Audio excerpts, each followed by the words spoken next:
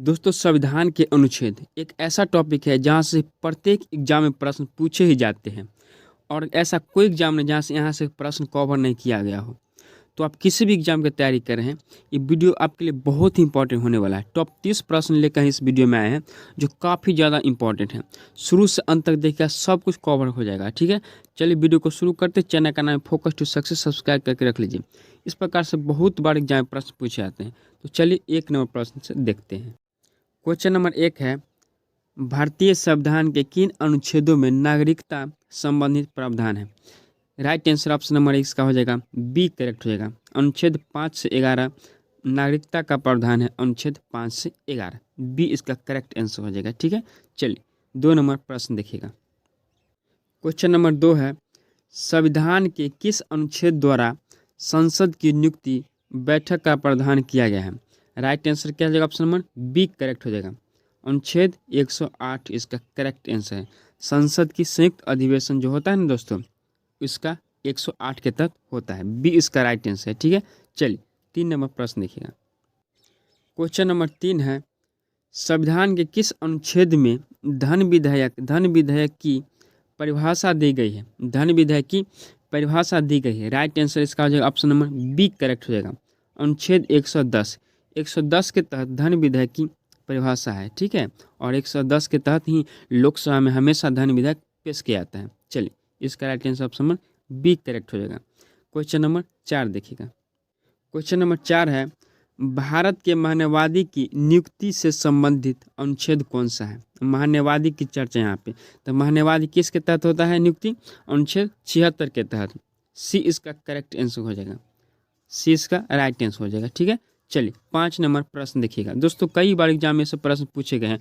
Top 30 प्रश्न आप video को शुरू से अंत तक देखिएगा, सब कुछ कवर किया गया है। ठीक है, चलिए क्वेश्चन नंबर 5 है, राष्ट्रपति संविधान के किस अनुच्छेद के अंतर्गत लोकसभा को भंग कर सकता है?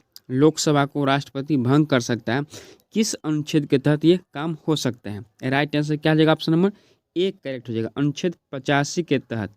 ठीक है दोस्तों, ए इसका राइट आंसर हो जाएगा। ठीक है, चलिए 6 नंबर प्रश्न देखिएगा।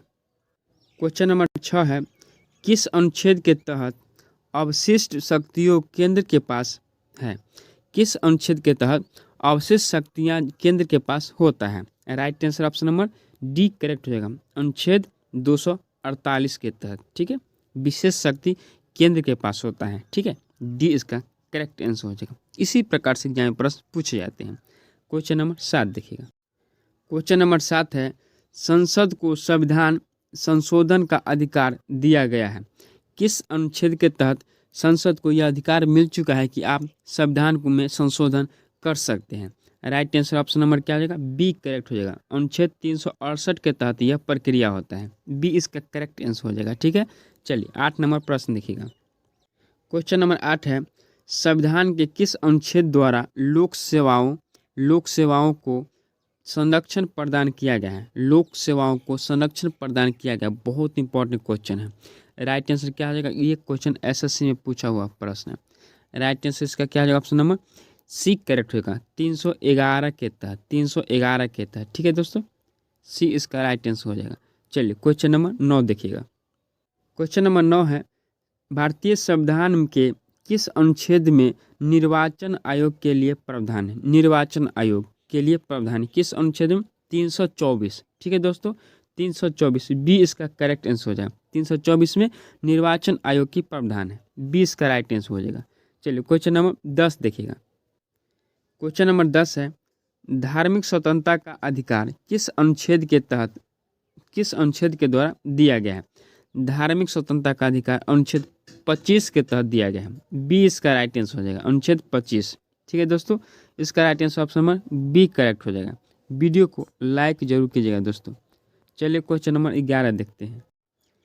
11 नंबर प्रश्न है, भारतीय संविधान के किस अनुच्छेद में संवैधानिक उपचारों का अधिकार दिया गया है? संवैधानिक उपचारों का अधिकार आर्टिकल 32, अनुच्छेद 32 बी इसका राइट आंसर हो जाएगा। 32 के तहत। ठीक है, क्वेश्चन नंबर 12 देखिएगा। क्वेश्चन नंबर 12 है, संविधान के किस अनुच्छेद में राज्यसभा का उल्लेख है? राज्यसभा का उल्लेख किस अनुच्छेद के तहत होता है? अनुच्छेद 80 के तहत। ए इसका करेक्ट आंसर हो जाएगा। 80 के तहत राज्यसभा का उल्लेख होता है, ए इसका राइट आंसर हो जाएगा। चलिए क्वेश्चन नंबर 13 देखिएगा।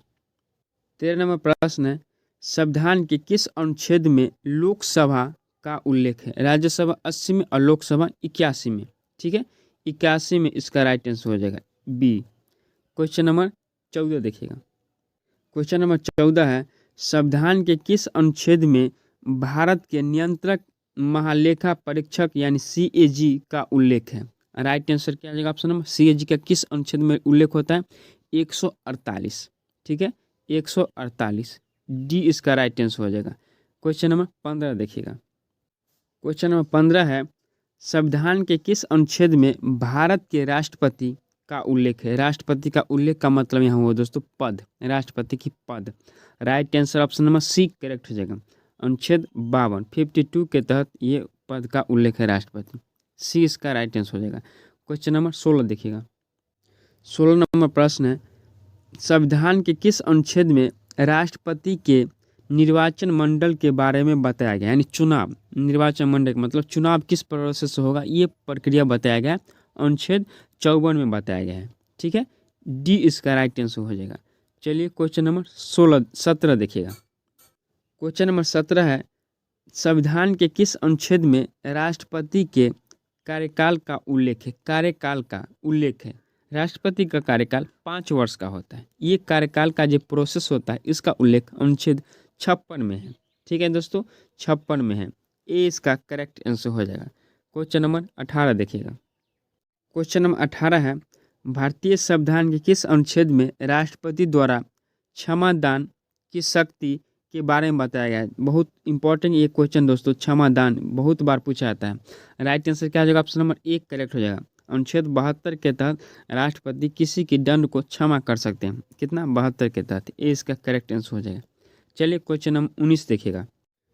क्वेश्चन नंबर 19 है, भारतीय संविधान में कुल कितने अनुच्छेद है? कितने अनुच्छेद है, यानी प्रेजेंट टाइम की बात है, वर्तमान में। Right answer option number 1 correct हो जाएगा। 395 अनुच्छेद, 395 अनुच्छेद है दोस्तों, ज़्यादा बढ़ा नहीं है। क्या होता है कि इसमें चेंज होता है, ठीक है, संशोधन होता है। तो क्या होता है ऑप्शन में, एग्जाम्पल समझ लीजिए, जैसे अनुच्छेद मान लेते हैं 40, ठीक है, तो क्या होगा इसमें अगर चेंज करना होगा सरकार को तो क्या करते हैं, 40 का क हो जाएगा, 40 का ख हो जाएगा, 40 का क ख ग, इस प्रकार से, यानी क ख ग हो गया, ABCD हो गया। ठीक है, इस प्रकार से बढ़ता रहता है। तो 40 ही होता है, 40 में एक प्रोसेस बढ़ता रहता है। तो 395 अनुच्छेद ही है। ठीक है, तो आप याद करिए 395 बढ़ा नहीं है। ठीक है, चलिए इसमें चेंज करके इसी में बढ़ाया जाता है। तो right answer option number 1 correct होगा इसका। ठीक है, चलिए 20 नंबर प्रश्न देखिएगा।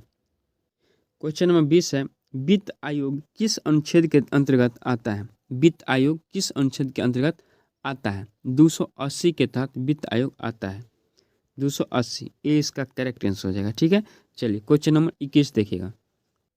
क्वेश्चन नंबर 21 है, वित्तीय आपातकाल किस अनुच्छेद में आता है? वित्तीय आपातकाल 360 के तहत आता है, सी इसका राइट आंसर हो जाएगा 360। ठीक है, चलिए क्वेश्चन नंबर 22 देखिएगा। क्वेश्चन नंबर 22 है, आकस्मिक निधि किस अनुच्छेद में आता है? आकस्मिक निधि किस अनुच्छेद में आता है? कई बार एग्जाम में रिपीट हो चुका है ये प्रश्न। Right answer option number D correct हो जाएगा। 267 में आकस्मिक निधि आता है, डी इसका राइट आंसर हो जाएगा। ठीक है, चलिए क्वेश्चन नंबर 23 देखिएगा। क्वेश्चन नंबर 23 है, संचित निधि किस अनुच्छेद में आता है? आकस्मिक निधि किस में आता है? 267 और संचित 266। ठीक है, बी इसका राइट आंसर हो जाएगा। चैनल का नाम है फोकस टू सक्सेस, सब्सक्राइब करके रख लीजिए और वीडियो को लाइक जरूर कीजिएगा और दोस्तों के साथ शेयर कीजिएगा। ठीक है, चलिए देखते हैं क्वेश्चन नंबर 24। क्वेश्चन नंबर 24 देखिएगा, संविधान के किस अनुच्छेद के अंतर्गत राष्ट्रपति अध्यादेश जारी करता है? राष्ट्रपति अध्यादेश जारी करता है अनुच्छेद 123 के तहत। ठीक है, 123 के तहत, 1 2 3, बी इसका करेक्ट आंसर हो जाएगा। ठीक है, चलिए क्वेश्चन नंबर 25 देखिएगा। 25 नंबर है, संविधान के किस अनुच्छेद में राज्यपाल की अध्यादेश जारी करने की शक्ति के बारे में बताया गया है? राष्ट्रपति करता है 123 के तहत और राज्यपाल करता है 213 के तहत। ठीक है, 213 के तहत राज्यपाल अध्यादेश जारी करते हैं, ए इसका करेक्ट आंसर हो जाएगा। चलिए क्वेश्चन नंबर 26 देखिएगा।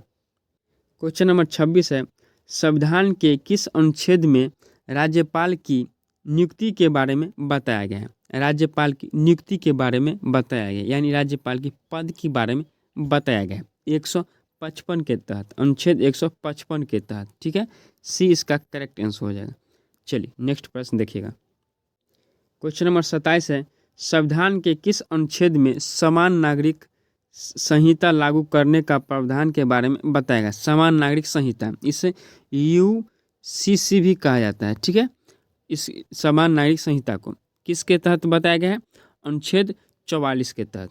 ठीक है, अनुच्छेद 44 के तहत इसे बताया गया है। बी इसका करेक्ट आंसर हो जाएगा। चलिए नेक्स्ट प्रश्न देखिएगा। क्वेश्चन नंबर 28 है, संविधान के किस अनुच्छेद में उपाधियों का अंत के बारे में बताया गया है? अनुच्छेद 18 के तहत बताया गया है उपाधियों का अंत। ठीक है, डी इसका राइट आंसर हो जाएगा। चलिए नेक्स्ट प्रश्न 29 नंबर देखिएगा। क्वेश्चन नंबर 29 है, राष्ट्रपति पर महाभियोग से संबंधित अनुच्छेद कौन सा है? राष्ट्रपति पर दोस्तों महाभियोग लगाया जाता है, किस अनुच्छेद के तहत ये प्रोसेस किया जाता है? अनुच्छेद 61 के तहत। ठीक है, 61 के तहत ये प्रक्रिया अपनाया जाता है। बी इसका करेक्ट आंसर हो जाएगा। चलिए 30 नंबर प्रश्न देखिएगा। 30 नंबर प्रश्न है, संविधान के किस अनुच्छेद में कार्यपालिका और न्यायपालिका के कार्य विभाजन के बारे में बताया गया है? यानी कार्यपालिका और न्यायपालिका अलग अलग होना चाहिए, अनुच्छेद 50 के तहत बताया गया है। ठीक है, डी इसका राइट आंसर हो जाएगा।